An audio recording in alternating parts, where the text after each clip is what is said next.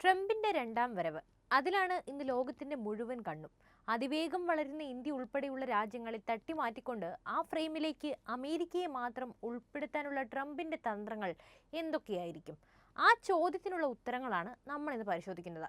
Indian പ്രധാനമന്ത്രി നരേന്ദ്രമോദിയോട് ട്രംപിന് പ്രത്യക്ഷത്തിലൊക്കെ വളരെ നല്ല അടുപ്പമൊക്കെ ആണെങ്കിലും കാര്യങ്ങളിലേക്ക് കടക്കുമ്പോൾ അതെങ്ങനെയാണ് വന്ന് പരിണമിക്കുക? അത് നമ്മൾ കണ്ടു തന്നെ അറിയണം അല്ലേ? ഇതുമായി ബന്ധപ്പെട്ട് ഒരുപാട് സൂചനകൾ നമുക്ക് എന്തായാലും ലഭിച്ചിട്ടുണ്ട്. അതിനാലാണ് ഇപ്പോഴിത് എടുത്തു പറഞ്ഞത്. എന്തായാലും അമേരിക്കയെ വീണ്ടും ഗ്രേറ്റ് ആക്കാനുള്ള ആ പൂഴിക്കടകൻ നമുക്കൊന്ന് ചികഞ്ഞു നോക്കാം. നിലവിൽ തന്റെ രണ്ടാം ടൈമിൽ ട്രംപിന് വ്യക്തമായ 2 ലക്ഷ്യങ്ങളാണ് മുന്നിലുള്ളത്. ആ 2 ലക്ഷ്യങ്ങളും നിറവേറ്റാനുള്ള കരുക്കൾ ട്രംപ് എന്നോ നീക്കി തുടങ്ങുകയും ചെയ്തു. ഏതൊരു അമേരിക്കക്കാരനെയും പോലെ ആദ്യം രാജ്യം അതിനായി എന്ത് വഴി സ്വീകരിച്ചാലും ഒന്നുമല്ല. ലോകത്തിന് മുമ്പിൽ അമേരിക്ക തന്നെ എന്നും ഉയർന്നു നിൽക്കണം. ട്രംപിനെ സംബന്ധിച്ചും അതുതന്നെയാണ് പ്രധാനം. എന്തായാലും ലക്ഷ്യത്തിൽ ആദ്യത്തേത് പറഞ്ഞതുപോലെ മേക്ക് അമേരിക്ക ഗ്രേറ്റ് എഗെയിൻ ആണ്. ഈ അജണ്ട നടപ്പിലാക്കണമെന്നതും രണ്ടാമത്തേത് അമേരിക്കൻ ഭരണകൂട സംവിധാനത്തിനുള്ളിൽ തന്റെ ശത്രുക്കളായി അദ്ദേഹം കരുതുന്നവരെ ഒതുക്കണം എന്നുമാണ്. ഈ 2 ലക്ഷ്യങ്ങളെക്കുറിച്ചുള്ള വ്യക്തമായ ചിത്രം നമുക്ക് ലഭിച്ചു കഴിഞ്ഞാൽ തന്നെ ട്രംപിന്റെ ഇതുവരെയുള്ള നാമനിർദ്ദേശങ്ങളുടെ അടിസ്ഥാന യുക്തി നമുക്ക് താനേ വ്യക്തമാകും. അതുപോലെ തന്നെ ഇക്കഴിഞ്ഞ ദിവസം ട്രംപ് മാധ്യമങ്ങളെ കാണുകയുണ്ടായി. അപ്പോഴും തന്റെ ഗൂഢ ലക്ഷ്യങ്ങളെക്കുറിച്ച് അദ്ദേഹം പറയാതെ പറഞ്ഞു വെച്ചു. അതായത് അതിലെ ചിലത് മാത്രം ഞാൻ ഇപ്പോൾ പറയാം, ബാക്കി നമുക്ക് പിന്നീട് വിശദീകരിക്കാം. രാജ്യത്ത് നിയമവിരുദ്ധമായി എത്തിയ മാതാപിതാക്കൾക്ക് ജനിച്ച കുട്ടികളും നിയമവിരുദ്ധർ തന്നെയാണെന്നും അതുപോലെ തന്നെ സെന്റർ ഫോർ മൈഗ്രേഷൻ സ്റ്റഡീസിന്റെ കണക്കനുസരിച്ച് അമേരിക്കയിൽ ഏകദേശം 4.7 ദശലക്ഷം കുടുംബങ്ങൾ മിക്സഡ് സ്റ്റാറ്റസ് എന്ന് നിർവചിക്കപ്പെടുന്നു. ഇത്തരം കുടുംബങ്ങളെ ഒരുമിച്ച് നാടുകടത്തണമെന്നും എന്നാൽ നിയമപരമായ പദവിയുള്ള കുടുംബാംഗങ്ങൾക്ക് ഒന്നുകിൽ പോകാനോ അല്ലെങ്കിൽ താമസിക്കാനുള്ള തീരുമാനം തിരഞ്ഞെടുക്കാമെന്നും ട്രംപ് പറയുന്നു. കൂടാതെ കുടുംബങ്ങളെ തകർക്കാൻ ഞാൻ ആഗ്രഹിക്കുന്നില്ലെന്നും അതിനുള്ള ഒരേയൊരു മാർഗം അവരെ അവരുടെ രാജ്യത്തേക്ക് തിരികെ അയക്കുക എന്നതാണെന്നും ഇങ്ങനെ കുടിയേറിയ മുഴുവൻ കുടുംബത്തെയും വളരെ മാനുഷികമായി അവർ വന്ന രാജ്യത്തേക്ക് തിരികെ അയക്കുമെന്നും അദ്ദേഹം അറിയിച്ചിട്ടുണ്ട്.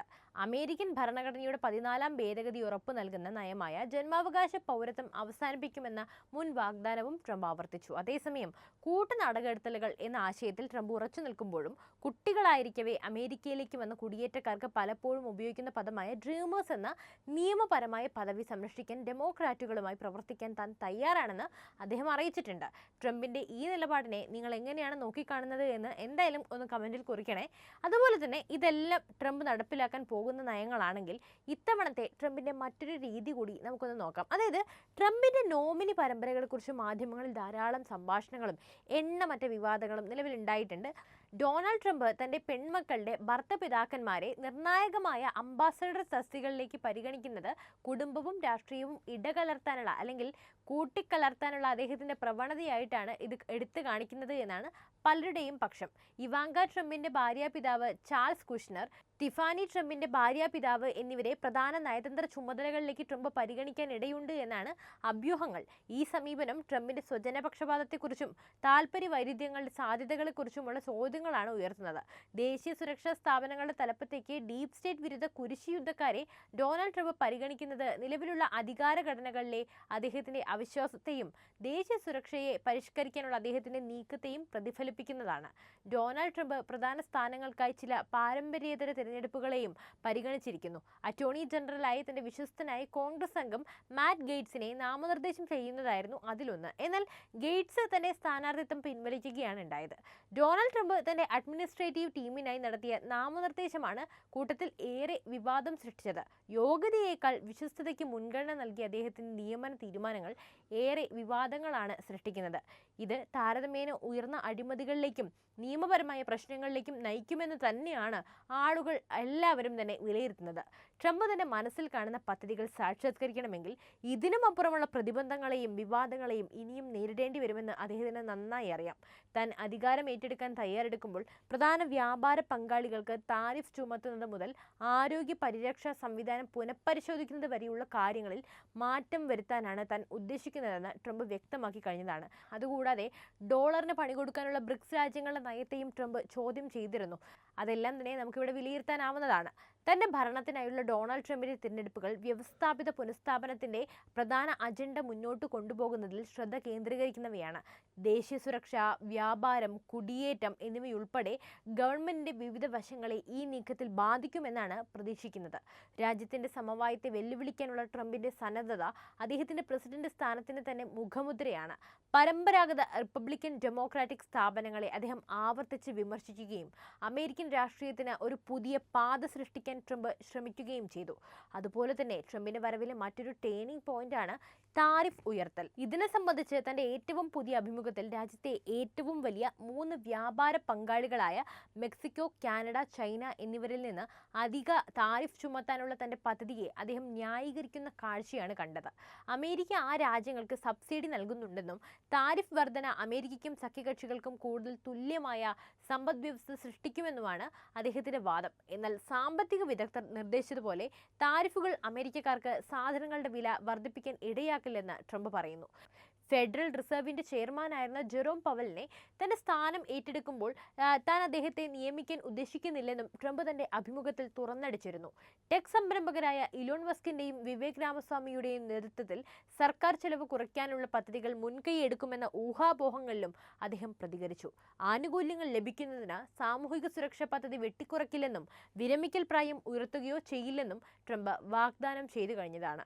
നമ്മളിപ്പോൾ ഇത്രയും പറഞ്ഞ കാര്യങ്ങൾ ഒന്ന് ചുരുക്കി പറയുകയാണെങ്കിൽ, അതായത് ഡൊണാൾഡ് ട്രംപിന്റെ 2ാം ടൈമിൽ കാര്യമായ മാറ്റങ്ങൾ ഉണ്ടാകുമെന്ന് തന്നെയാണ് ശരിക്കും പറഞ്ഞാൽ ലോകമൊട്ടുക്കെ പ്രതീക്ഷിക്കുന്നത്. പണപ്പെരുപ്പം, ഡീപ് സ്റ്റേറ്റ്, അനധികൃത കുടിയേറ്റം, ബിഗ് ഫാർമ, സ്വത്ത് രാഷ്ട്രീയം എന്നിവയുൾപ്പെടെ വിവിധ വിഷയങ്ങൾക്കെതിരെയുള്ള ജനകീയ കലാപത്തിലാണ് അദ്ദേഹം ശ്രദ്ധ കേന്ദ്രീകരിക്കുന്നത്. പല പ്രധാനപ്പെട്ട വിഷയങ്ങളിലും കടുത്ത നിലപാട് സ്വീകരിക്കുമെന്നാണ് ട്രംപിന്റെ സമീപനം. ഉദാഹരണത്തിന്, കുടിയേറ്റത്തിൽ 11 ദശലക്ഷം അനധികൃത കുടിയേറ്റക്കാരെ നാടുകടത്തുന്നതിന് മേൽനോട്ടം വഹിക്കാനായി സ്റ്റീഫൻ മില്ലർ, തോമസ് ഹോമാൻ എന്നിവരെ പോലെയുള്ളവരെ അദ്ദേഹം നിയോഗിച്ചതും ഇതിന്റെ ഭാഗമായിട്ടാണ്. ഈ പ്രക്രിയ സങ്കീർണവും സമയമെടുക്കുന്നതും കാര്യമായ സാമ്പത്തികവും സാമൂഹികവുമായ പ്രത്യാഘാതങ്ങൾ ഉള്ളതായിരിക്കുമെന്ന് തന്നെയാണ് അദ്ദേഹം പ്രതീക്ഷിക്കുന്നത്. പക്ഷേ എന്നിരുന്നാലും സ്വജനപക്ഷപാതം അവിടെ ഒരു കറുത്ത ഏടായി തന്നെ നിലയുറപ്പിക്കുകയാണ്. അത് പറയാതെ വയ്യ. വിദേശ നയത്തിന്റെ കാര്യത്തിൽ ട്രംപിന്റെ 2ാം ടൈമിൽ കൂടുതൽ ഒറ്റപ്പെടൽ സമീപനം സ്വീകരിക്കാൻ സാധ്യതയുമുണ്ട്.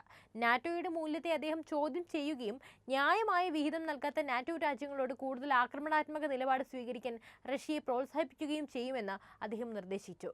ഈ സമീപനം ആഗോള സ്ഥിരതയ്ക്കും സുരക്ഷയ്ക്കും കാര്യമായ പ്രത്യാഘാതങ്ങൾ ഉണ്ടാക്കാൻ സാധ്യതയുമുണ്ട്. മൊത്തത്തിൽ പറഞ്ഞാൽ ട്രംപിന്റെ 2ാം ടൈമിൽ കാര്യമായ വിവാദങ്ങളും പ്രക്ഷോഭങ്ങളും അടയാളപ്പെടുത്തുമെന്ന് തന്നെയാണ് പ്രതീക്ഷിക്കുന്നത്.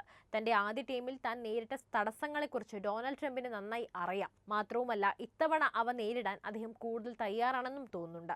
അക്കാലത്ത് അദ്ദേഹത്തിന്റെ പല തീരുമാനങ്ങളും മനഃപൂർവ്വം വൈകിപ്പിക്കുകയോ തടയുകയോ അല്ലെങ്കിൽ തുരങ്കം വയ്ക്കുകയോ ചെയ്തു. കൂടാതെ സ്വന്തം ഭരണത്തിൽ നിന്ന് അദ്ദേഹം അട്ടിമറി നേരിടുക പോലും ചെയ്തിട്ടുണ്ട്. എന്തായാലും ഒന്നുറപ്പാണ്, തിരഞ്ഞെടുപ്പ് പ്രചരണ കാലത്ത് അദ്ദേഹം ജനങ്ങളോട് വാഗ്ദാനം ചെയ്ത കാര്യങ്ങളെല്ലാം തന്നെ അണുവിട തെറ്റാതെ പാലിക്കുമെന്ന് എന്തായാലും ഉറപ്പാണ്. അമേരിക്കയ്ക്കപ്പുറം ലോകത്തിന് മുഴുവനും അത് ബോധ്യമായി കഴിയുകയും ചെയ്തു. ഇനി ജനുവരി 20-ന് ശേഷം ലോകം കാണാൻ പോകുന്നത് അമേരിക്കയുടെ പുതിയ മുഖമായിരിക്കുമോ എന്നതാണ് അടുത്ത ചോദ്യം. ആ ചോദ്യത്തിനുള്ള ഉത്തരവും ട്രംപ് തന്നെ നൽകുകയും ചെയ്യും. നമുക്ക് കാത്തിരുന്ന് കാണാം ഡൊണാൾഡ് ട്രംപിന്റെ പുതിയ അമേരിക്കൻ സ്വപ്നം. അപ്പോൾ ഈ വിഷയത്തിൽ നിങ്ങളുടെ അഭിപ്രായങ്ങൾ എന്തായാലും തീർച്ചയായും കമന്റ് ബോക്സിൽ എഴുതൂ. അതോടൊപ്പം ഈ അറിവ് എല്ലാവരിലേക്കും എത്താനായി വീഡിയോ ഒന്ന് ലൈക്ക് ചെയ്യാനും ഷെയർ ചെയ്യാനും ശ്രദ്ധിക്കുമല്ലോ.